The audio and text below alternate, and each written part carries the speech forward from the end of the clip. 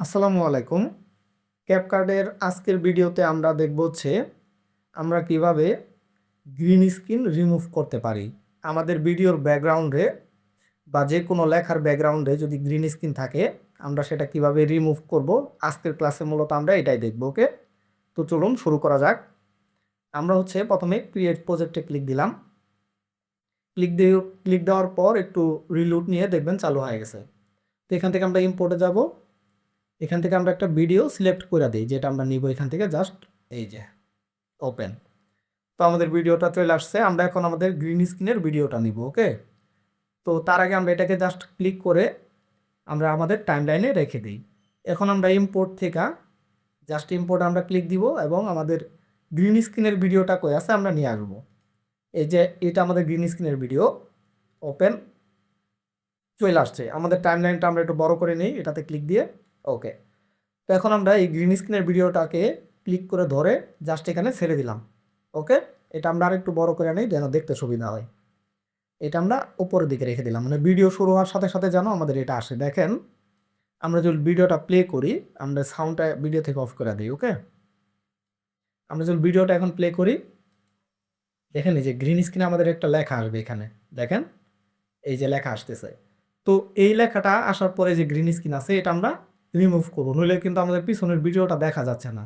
ওকে, তো সেই ক্ষেত্রে আমরা কি করি, এটাকে আবার এদিকে নিয়ে আসি।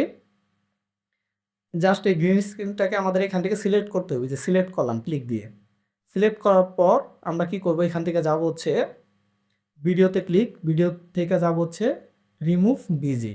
ওকে, তো এখান থেকে আসবো হচ্ছে ক্রোমা কিতে, আমরা এখানে জাস্ট ক্লিক দিব। ঠিক আছে, এই যে এখানে একটা টিক চিহ্নের মতো অপশন আছে, এখানে একটা ক্লিক দিব, টিক চিহ্ন। ওকে, তো ক্লিক দিলেই দেখবেন আমাদের এই যে এখানে একটা পেন আছে, এটাতে জাস্ট সিলেক্ট করবেন। সিলেক্ট করলে জাস্ট একটা ক্লিক দেই, এই যে সিলেক্ট করলে দেখেন উপরে নিয়ে আসার সাথে সাথে এখানে একটা গোলাকার একটা রাউন্ড আসছে এবং রাউন্ডে এই গ্রিন স্ক্রিনের কালারটা এসে দেখাচ্ছে।